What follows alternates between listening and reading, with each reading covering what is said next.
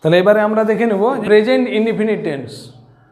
আমরা বাংলায় বাক্য লিখে উদাহরণ করে সেটাকে আমরা ইংলিশে কী করে ট্রান্সলেট করব বা টেন্স নির্ণয় করব। তো প্রথমত আলোচনা করছি প্রেজেন্ট ইনডিফিনিট টেন্স নিয়ে। প্রেজেন্ট ইনডিফিনিট টেন্স সাধারণ বর্তমানকাল, সেটা আমরা আগেই দেখেছি। এবারে কি দেখে চিনব? বাংলা ক্রিয়াপদের শেষে সাফিক্স বা প্রত্যয়গুলো থাকছে সেগুলো দেখে আমরা নির্ণয় করব যে এটা কোন টেন্স। উদাহরণ হিসাবে আমরা দেখে নিচ্ছি, বাংলা ক্রিয়াপদের শেষে অ, এ, দন্তান্ন, হর্ষই, অন্তুষ্টা ইত্যাদি থাকবে। এটা হচ্ছে 1 নম্বর শর্ত। প্রেজেন্ট ইনডিফিনিট টেন্সের প্রথম শর্ত হচ্ছে যে বাংলা ক্রিয়াপদের শেষে অ, এ, দন্তান্ন, হর্ষই, অন্তুষ্টা থাকবে। 2 নম্বর হচ্ছে কোনো চিরন্তন সত্য ঘটনা। চিরন্তন সত্য বলতে 100, 200 বছর, 500 বছর আগে যেটা ছিল এখনও আছে, আগামীতেও থাকবে, সেটাকে বলা হয় চিরন্তন সত্য। চিরন্তন সত্য ঘটনা বর্ণনা করতে গেলে প্রেজেন্ট ইনডিফিনিট টেন্স হবে। আর 3 নম্বর হচ্ছে দৈনন্দিন অভ্যাস, মানুষের রোজকার যেটা অভ্যাস, সকাল সকাল হাঁটা, খবরের কাগজ পড়া, রান্না করা, কৃষক চাষ করে মাঠে, এই সব সাধারণ ঘটনা যখন বর্ণনা করা হবে তখন সেটা হয়ে যাবে প্রেজেন্ট ইনডিফিনিট টেন্স। তাহলে 3টে আমাদের 1 নম্বর শর্ত এটা যে বাংলা ক্রিয়াপদের শেষে অ, এ, দন্তান্ন, হর্ষই, অন্তুষ্টা ইত্যাদি থাকবে। 2 নম্বর হচ্ছে যে চিরন্তন সত্য ঘটনা বর্ণনা করতে গেলে প্রেজেন্ট ইনডিফিনিট টেন্স হবে। আর 3 নম্বর হচ্ছে দৈনন্দিন অভ্যাস বোঝাতে গেলে প্রেজেন্ট ইনডিফিনিট টেন্স হবে।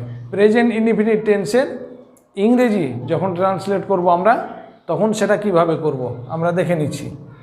যে ইংরেজিতে ভার্বের গঠনটা হবে ভার্ব 1, যেটা আমরা প্রেজেন্ট ফর্ম বলে জানি। আমি সংক্ষেপে বোঝার জন্য তোমাদের বলে দিচ্ছি ভার্ব 1। আর স্টার চিহ্ন দেওয়া আছে এস, ইএস, আইএস। কোনো বাক্য আছে যেটা প্রেজেন্ট ইনডিফিনিট টেন্স দেখে আমরা বুঝে নিলাম, তার ইংরেজি যখন করব তখন ভার্বের গঠনটা হবে ভার্ব 1, আর তার সঙ্গে এস, ইএস, আইএস যোগ হতে পারে কখন?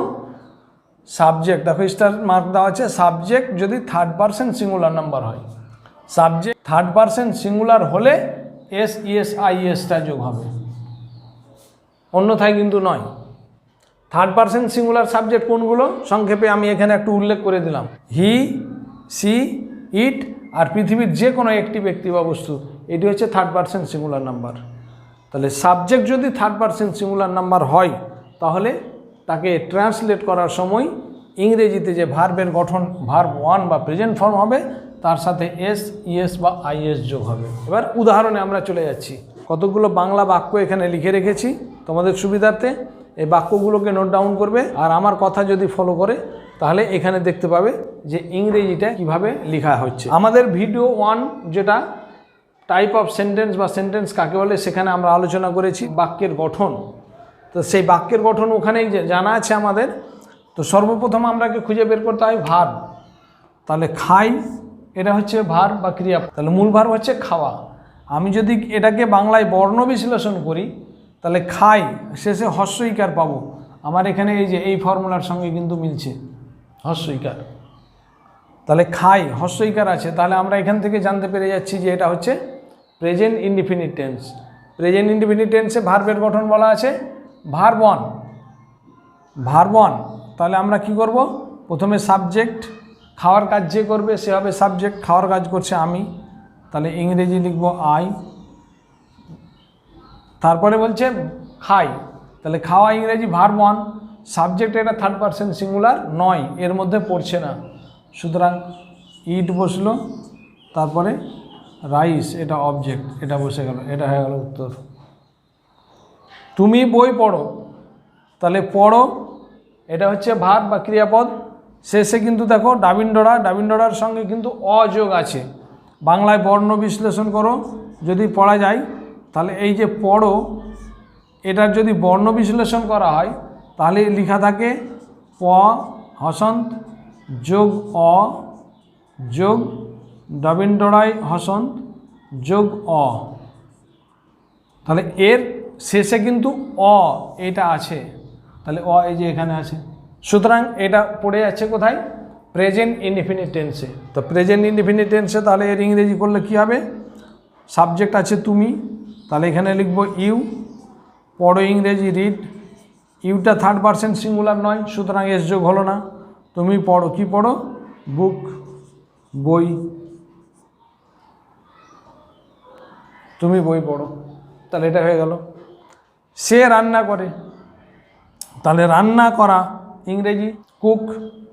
তো করে এখানে কি, এই যে এ কার যোগ আছে, তাহলে এই যে এ কার, তাহলে এটাও প্রেজেন্ট ইনডিফিনিট টেন্স হচ্ছে। তাহলে আমার ইংরেজি হলো হি। এবার রান্না করা ইংরেজি কুক, তাহলে হি কুক লিখতে গেলে হচ্ছে না, কেন? এই যে এখানে বলেছে যে ভার্বের প্রেজেন্ট ফর্মের সাথে এস, ইএস বা আইএস যোগ হয়। তাহলে এখানে এই যে he third person singular number he আছে, সুতরাং কুক রাখলে হবে না, এখানে কি করতে হবে, এস, ইএস বা আইএস যোগ হবে। তাহলে এখানে এস যোগ হবে। এখানে আর একটা ফর্মুলা বলে দিই যে এস, ইএস বা আইএস, তো কোনটা কোথায় যোগ হবে আমরা যদি এটা না জানি, যেখানে খুশি সেখানেই কি এস, ইএস বা আইএস দিলেই হবে? ভার্বের শেষে যদি ও, এস, এসএইচ, সিএইচ থাকে তাহলে ইএস যোগ করব ভার্বের শেষে। ভার্বের শেষে যদি ও, এস, এসএইচ, সিএইচ থাকে তাহলে ইএস যোগ করব। আর ভার্বের শেষে যদি ওয়াই থাকে আর ওয়াই এর আগে যদি কনসোনেন্ট হয় তাহলে কি হবে, ওয়াইটাকে উঠিয়ে ইএস যোগ হবে। আর যদি এই ফর্মুলা আর এই ফর্মুলা দুটোই নেই তাহলে শুধু এস যোগ করতে হবে। তাহলে এই তিনটে ফর্মুলা যদি আমরা মনে রাখি তাহলে এর ইংরেজিগুলো কিন্তু আমরা করে নিতে পারবো। তাহলে দেখো এখানে কুক, শেষে কে আছে, শেষে কে দিয়ে কোনো ফর্মুলা নেই, তাহলে শুধু এস যোগ হয়ে গেল। তিনি বাজারে যান, নেক্সট উদাহরণ, তিনি বাজারে যান, তাহলে যাওয়া এটা হচ্ছে ভার্ব বা ক্রিয়াপদ। শেষে দেখো এন, দন্তান্ন আছে, তাহলে শেষে যদি দন্তান্ন থাকে তাহলে বলে দিয়েছি যে এটা প্রেজেন্ট ইনডিফিনিট টেন্স। তাহলে প্রেজেন্ট ইনডিফিনিট টেন্স আগে লিখব সাবজেক্ট হচ্ছে তিনি, তাহলে তিনির জন্য পুরুষ না মহিলা বলেনি, সেই জন্য আমরা কিন্তু বোথ দুটোই করব, হি অথবা সি করব। যাওয়া ইংরেজি গো, কিন্তু এখানে গো রাখলে চলবে না, কেননা হি বা সি থার্ড পারসন সিঙ্গুলার, আর থার্ড পারসন সিঙ্গুলার হলেই এস, ইএস, আইএস যোগ করতে হয়। তাহলে শেষে আমরা কি যোগ করব, শেষে ও আছে, তাহলে আমরা দেখে নেব এই ফর্মুলাটা, এই তিনটে যেখানে কোনো ফর্মুলায় পড়েছে না পড়েনি। তাহলে দেখো এখানে শেষে ও থাকতে গেলে ইএস যোগ করতে বলেছে, সেজন্য বইয়ের সঙ্গে ইএস যতক্ষণ না আমি দিচ্ছি ততক্ষণ কিন্তু ভুল। তাহলে হি অথবা সি গোজ টু মার্কেট, এটা উত্তর হয়ে গেল। নেক্সট, সূর্য পূর্ব দিকে উঠে, তাহলে সূর্য পূর্ব দিকে উঠে এটা কেমন ঘটনা, এটা হচ্ছে চিরন্তন সত্য ঘটনা, তাহলে এটা প্রেজেন্ট ইনডিফিনিট টেন্স হবে। তাহলে সূর্য, দি সান, ওঠা ইংরেজি হচ্ছে রাইজ, কিন্তু রাইজ রাখলে হচ্ছে না, কেন? এটা হচ্ছে থার্ড পারসন সিঙ্গুলার, কেন? দি সান, এই সানটা হচ্ছে কি পৃথিবীর একটা বস্তু, একটা জিনিস, তাহলে একটা হতে গেলেই থার্ড পারসন সিঙ্গুলার বলেছি আমরা। তাহলে থার্ড পারসন সিঙ্গুলার হতে গেলে শুধু ভার্ব অন হবে না, তার সঙ্গে এস, ইএস, আইএস যোগ হবে। তাহলে শেষে ই দিয়ে কোনো ফর্মুলা নেই, যদি না থাকে তাহলে শুধু এস যোগ হবে। তাহলে রাইজেস করতে হবে পূর্ব দিকে, ইন দ্য ইস্ট, তাহলে এটা উত্তর হয়ে গেল। তাহলে এটা চিরন্তন সত্য, সেই জন্য প্রেজেন্ট ইনডিফিনিট টেন্স হয়ে গেল। তাহলে প্রেজেন্ট ইনডিফিনিট টেন্সের পরে এবার আমরা আলোচনা করছি প্রেজেন্ট কন্টিনিউয়াস টেন্স নিয়ে। দেখো প্রেজেন্ট কন্টিনিউয়াস টেন্স, যার বাংলা আমরা আগেই শিখেছি চলমান বর্তমানকাল। তাহলে বর্তমানকালে যে কাজ চলতে আছে বা শেষ হয়নি বোঝাবে। এখানে মানেটা কীরকম বোঝাবে, চলমান বর্তমানকাল, চলমান মানে আগেই বলেছি প্রোগ্রেসিভ বা চলমান, চলতে আছে, শেষ হয়নি বা বাকি আছে। তাহলে বর্তমানকালে যে কাজ চলতে আছে, শেষ হয়নি বা বাকি আছে, সেটাই হবে প্রেজেন্ট কন্টিনিউয়াস টেন্স। আর বাংলা ক্রিয়াপদের শেষে তেছি, তেছো, তেছে, তেছেন থাকবে। এটা কিন্তু চলিত ভাষা নয়, এটা সাধু ভাষায়। তাহলে চলিত ভাষা হতে গেলে কি হয় সেটা আমরা উদাহরণে দেখে নেব, আমরা মুখস্থ করে নেব যে প্রেজেন্ট কন্টিনিউয়াস টেন্স বাংলা ক্রিয়াপদের শেষে তেছি, তেছো, তেছে, তেছেন থাকবে, আর বর্তমানকালে কোনো কাজ চলতে আছে, শেষ হয়নি বা বাকি আছে। এরকম অর্থ বোঝাবে, তাহলে সেটা প্রেজেন্ট কন্টিনিউয়াস টেন্স। ইংরেজিতে ভার্বের গঠনটা আমাদেরকে মনে রাখতে হবে, ভার্বের গঠন অ্যাম অবলিক ইজ অবলিক আর, ভার্বের সঙ্গে আইএনজি যোগ, অর্থাৎ এই তিনটের মধ্যে যে কোনো একটা বসবে। আমরা আমাদের পার্সোনাল প্রোনাউন নিয়ে যে ভিডিওটা আলোচনা করেছি, সে পার্সোনাল প্রোনাউনের ব্যবহার, সেখানে আমরা এই জিনিসটা ডিটেলস আলোচনা করে দিয়েছি, কোথায় অ্যাম, কোথায় ইজ, কোথায় আর বসবে। তাহলে সেই ভিডিওটা দেখতে গেলে আমাদের এখানে বিষয়টা ক্লিয়ার হয়ে যাবে। তাহলে এই তিনটের মধ্যে যে কোনো একটা ভার্বের সঙ্গে আইএনজি যোগ। এবার উদাহরণ আমরা চলে যাচ্ছি। দেখো, আমি ভাত খাচ্ছি বা খাইতেছি, যেটা চলি তার সাধুর ব্যাপারটা বলছিলাম, যে আমি ভাত খাইতেছি। দেখো, মূল ক্রিয়াপদ হচ্ছে খাওয়া, তার শেষে দেখো তেছি যোগ আছে। তাহলে যে তেছি যোগ কথাটার মানে হচ্ছে এটা। তাহলে প্রেজেন্ট কন্টিনিউয়াস টেন্স বাংলাতে আমার বাক্য দেখে আমরা ক্রিয়াপদের শেষে যে প্রত্যয়, তার সঙ্গে প্রত্যয় দেখে আমরা নির্ধারণ করে নিতে পারছি যে এটা হচ্ছে প্রেজেন্ট কন্টিনিউয়াস টেন্স। তো প্রেজেন্ট কন্টিনিউয়াস টেন্সে ভার্বের গঠন বলেছি অ্যামিজার, ভার্ব আইএনজি। তাহলে সাবজেক্ট তো আগে বসে, এটা আমাদের সেন্টেন্স সম্পর্কে বলা আছে। তাহলে সাবজেক্ট আমি, তাহলে এখানে লিখব আই। এবার খাচ্ছি, খাওয়া ইংরেজি, খাইতেছি এর জন্য অ্যামিজার, ভার্ব আইএনজি। এই তিনটের মধ্যে কোনটা? তো আয়ের পরে আমরা জানি অ্যাম বসে, তাহলে অ্যাম বসাবো, তারপরে ভার্ব প্লাস আইএনজি। তাহলে ভার্ব হচ্ছে কি খাওয়া, খাওয়া ইংরেজি ইট, আর তার সঙ্গে আইএনজি যোগ, তাহলে ইটিং। আর অবজেক্ট হচ্ছে রাইস, কি খাইছি? ভাত, তাহলে এটা।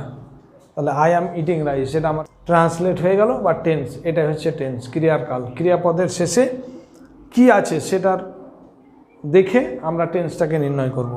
তারপরে দেখো লিখেছি, তুমি বই পড়িতেছ বা পড়ছো। এই যে পড়িতেছ, এটা হচ্ছে সাধু ভাষা। আমরা এটাকে যখন চলিত ভাষায় বলি তখন বলি পড়ছো। তাহলে পড়ছো কাজ কেমন বোঝাচ্ছে? পড়ার কাজ চলছে, শেষ হয়নি বা বাকি আছে।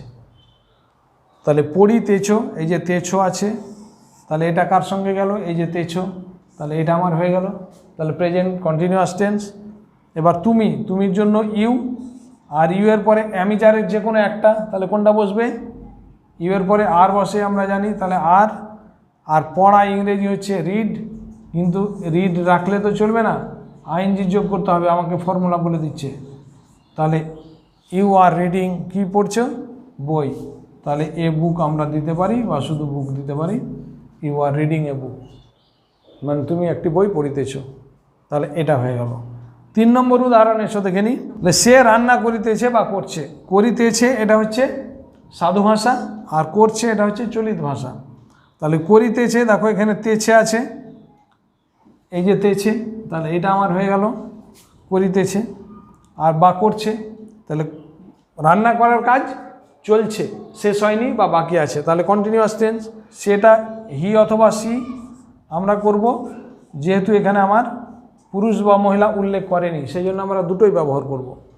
তাহলে হি অথবা সি এর পরে ইজ বসে, এই তিনটের মধ্যে যে কোনো একটা, তাহলে হি অথবা সি এর পরে ইজ বসে। আর রান্না করা ইংরেজি হচ্ছে কুক, তাহলে কুক রাখলে কিন্তু হবে না, তার সঙ্গে আইএনজি যোগ করতে হবে। কেন? ফর্মুলা আমাকে বলে দিচ্ছে অ্যামিজারের পরে ভার্বের সঙ্গে আইএনজি যোগ করতে হবে। তাহলে এটা হয়ে গেল আমার উত্তর। 4 নম্বর উদাহরণ দেখে নিব আমরা। তিনি বাজার যাইতেছেন, তাহলে যাওয়া ইংরেজি গো, যাইতেছেন এটা হচ্ছে ক্রিয়াপদ, কাজ বুঝাচ্ছে। শেষে দেখো তেছেন, এই যে তেছেন, তাহলে এই যে এখানে আছে তেছেন। তাহলে আমার এটাও ইন্ডিকেট করছে যে তিনি, তার যে যাওয়ার কাজ সেটা চলতে আছে, শেষ হয়নি বা বাকি আছে। তিনি বাজার যাইতেছেন, এটা প্রেজেন্ট কন্টিনিউয়াস টেন্স। আর প্রেজেন্ট কন্টিনিউয়াস টেন্সে এখানেও তিনির ইংরেজি হি অথবা সি হবে, যেহেতু পুরুষ বা মহিলা বলা নেই, জন্য আমরা এখানে হি অথবা সি বসাবো। আর হি অথবা সি এর পরে ইজ বসে, সেই জন্য ইজ বসাবো। আর যাইতেছেন, যাওয়া ইংরেজি গো, গো রাখলে চলবে না, আইএনজি যোগ করতে হবে। তাহলে গোয়িং টু মার্কেট, বাজারে যাচ্ছেন। আমাদের আর একটা বাকি আছে, মেয়েরা গল্প লিখিতেছে। লিখিতেছে এটা হচ্ছে আমার ক্রিয়াপদ, ক্রিয়াপদের শেষে এই যে তেছে আছে, সুতরাং এটাও ইন্ডিকেট করছে যে এটা হচ্ছে প্রেজেন্ট কন্টিনিউয়াস টেন্স। আর ভার্বের গঠন অ্যামিজার, ভার্ব আইএনজি। তাহলে সাবজেক্ট দেখে নেব আমরা মেয়েরা, মেয়েরা, তাহলে লিখব দি গার্লস। গার্লসের পরে অ্যামিজার, তিনটের মধ্যে যে কোনো একটা, তো মেয়েরা যেহেতু প্লুরাল আছে সুতরাং আর লাগাতে হবে। আর লিখিতেছে, লেখা ইংরেজি কি? লেখা ইংরেজি হচ্ছে রাইট, WRIT, রাইট, কিন্তু এর সঙ্গে আইএনজি যোগ করব। তাহলে এখানে আমি রাইট কথাটা লিখে দিয়েছি একটা জিনিস বলার জন্য, সেটা হচ্ছে বাংলা ক্রিয়াপদ, এই ইংরেজিতে যখন ভার্ব থাকে, ভার্বের শেষে যখন ই থাকে, তো এই আইএনজি যোগ করার সময় এই ইটা উঠে যায়, তার মানে ইটাকে আমাকে উঠিয়ে দিতে হবে, দিয়ে তখন আইএনজি যোগ করতে হবে, দিয়ে হয়ে গেল রাইটিং। কি লিখে দিয়েছে? গল্প, রাইটিং স্টোরিজ,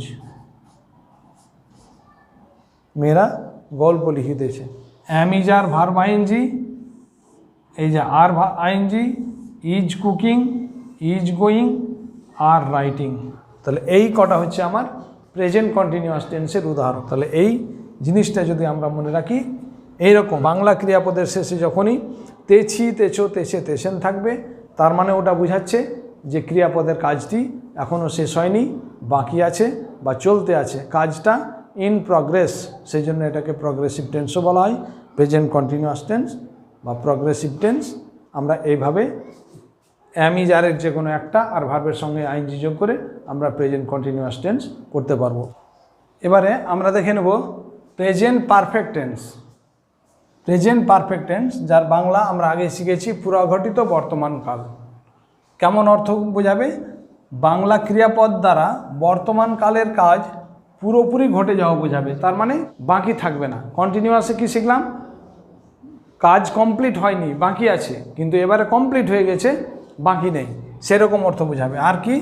বাংলা ক্রিয়াপদের শেষে আছি, আছো, আছে, আছেন ইত্যাদি থাকে, তাহলে আমরাকে ধরে নিতে হবে যে এটা হচ্ছে প্রেজেন্ট পারফেক্ট টেন্স।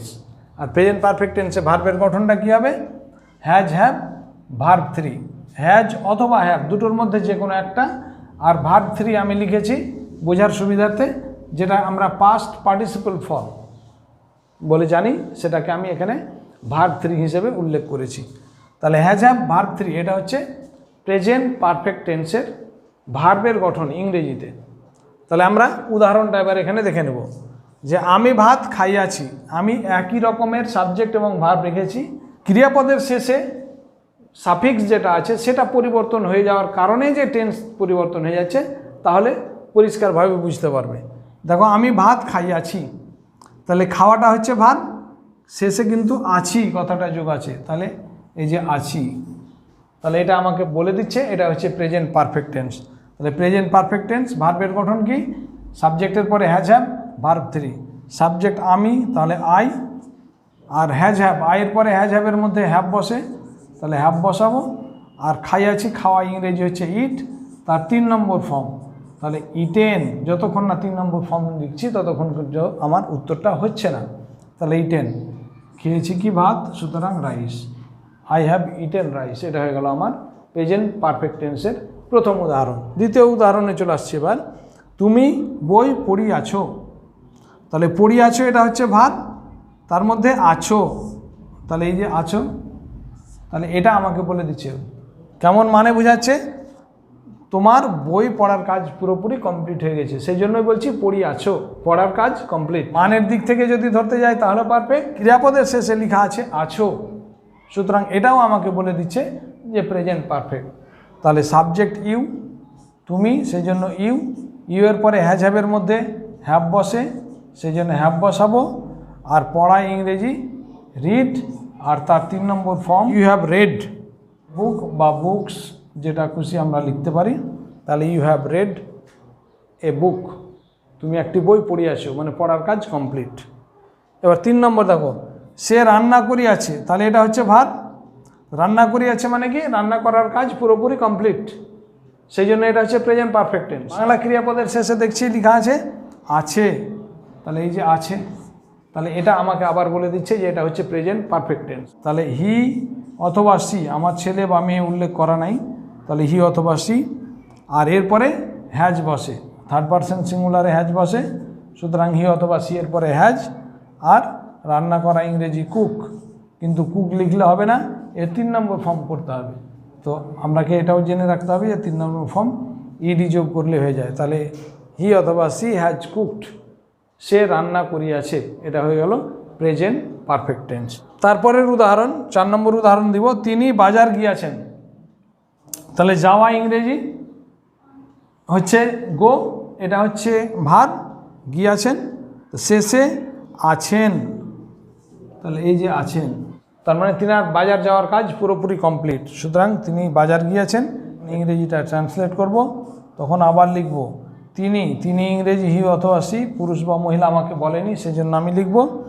আর যাওয়া ইংরেজি হ্যাজ হ্যাভ ভিত্রি, তাহলে হি অথবা সি এর পরে হ্যাজ বসবে।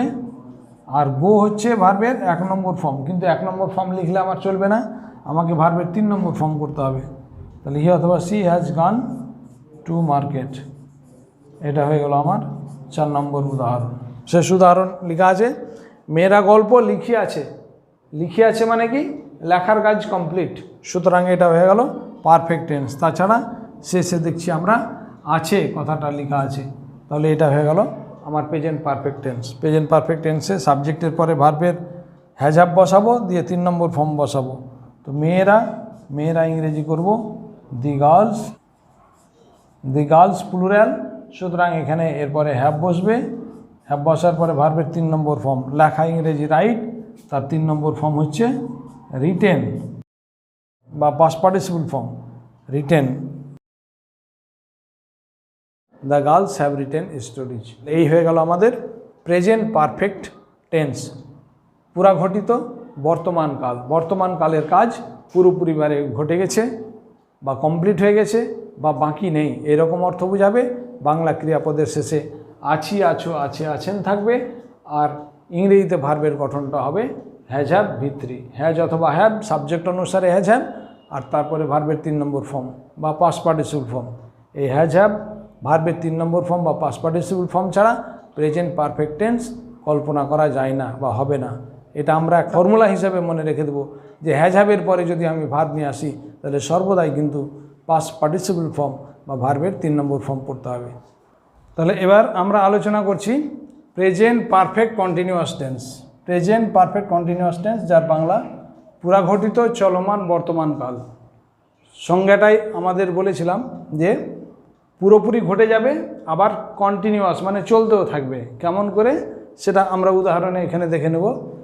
তাহলে তার আগে আমরা বাংলা ক্রিয়াপদের শেষে কি দেখতে পাচ্ছি সেটা আমরা আগে দেখে নেব। বাংলা ক্রিয়াপদের শেষে তেছি, তেছো, তেছে, তেছেন থাকবে, যেটা অলরেডি আমরা কিন্তু কন্টিনিউয়াস টেন্সে শিখেছি, সেটাই থাকবে। তাহলে কন্টিনিউয়াস আর প্রেজেন্ট পারফেক্ট কন্টিনিউয়াস দুটোর মধ্যে পার্থক্য কোথায়? পার্থক্য এই যে উল্লেখ এখানে বলে দিয়েছি কথাটা, সময় উল্লেখ থাকবে। প্রেজেন্ট পারফেক্ট টেন্সে সময়ের উল্লেখ থাকবে, আর শুধু কন্টিনিউয়াস টেন্সে সময়ের উল্লেখ থাকে না। এটা হচ্ছে প্রথম পার্থক্য। আমাদের দুটো ক্রিয়াপদের শেষে কিন্তু একই, তেছি, তেছো, তেছে, তেছেন থাকবে। পার্থক্য কোথায়? পার্থক্য যে সময়ের উল্লেখ থাকবে প্রেজেন্ট পারফেক্ট কন্টিনিউয়াস টেন্সে, আর শুধু কন্টিনিউয়াস টেন্সে সময়ের উল্লেখ থাকবে না। বাংলা ক্রিয়াপদের শেষে একই থাকছে। ভার্বের গঠন দেখো পরিবর্তন হয়েছে, হ্যাজ হ্যাভ বিন ভার্বের সঙ্গে আইএনজি যোগ হয়েছে। এটাকে আমরাকে কিন্তু নোট ডাউন করে নিতে হবে। অঙ্কে যেরকম ফর্মুলা থাকে, ফর্মুলা মুখস্থ করে নেওয়ার পর অঙ্কটাকে সেই ফর্মুলাতে ফেলে দিতে গেলেই পরপর হয়ে যায়, সেরকম আমাদের যে ভার্বের গঠন আছে আমরা তার সামনে সাবজেক্ট আর অবজেক্ট চেঞ্জ করে দিতে গেলে আমাদের বাক্য এই ফর্মুলাতে অসংখ্য বাক্য কিন্তু লেখা যাবে। তাহলে ভার্বের গঠন হ্যাজ হ্যাভ বিন ভার্বের সঙ্গে আইএনজি যোগ।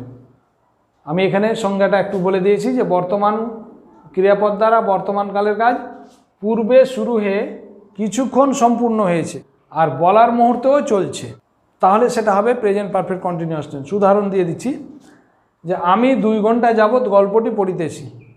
তাহলে পড়িতেছি শুধু এটা যদি দেখি তাহলে মনে হবে যেন কন্টিনিউয়াস টেন্স, কিন্তু সময় উল্লেখ আছে, এই যে বলেছি সময় উল্লেখ থাকবে।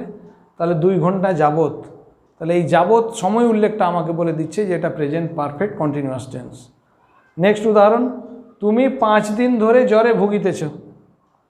তাহলে ভুগিতেছ কথাটা দেখে মনে হচ্ছে কন্টিনিউয়াস টেন্স, কিন্তু সময়ের উল্লেখ আছে 5 দিন ধরে, সুতরাং এটা হয়ে গেল present perfect continuous tense. Next উদাহরণ দিয়েছি, তারা বৈকাল 4টা থেকে ফুটবল খেলিতেছে। কথাটা শুনে তো মনে হচ্ছে ক্রিয়াপদ দ্বারা যে এটা কন্টিনিউয়াস টেন্স, 4টা থেকে, বৈকাল 4টা থেকে, তাহলে এই যে সময়ের উল্লেখ আছে সেই জন্য এটা হয়ে যাচ্ছে প্রেজেন্ট পারফেক্ট কন্টিনিউয়াস টেন্স। শেষ উদাহরণ দিয়েছি আমি এখানে, তিনি 2015 সাল থেকে এখানে বসবাস করিতেছেন।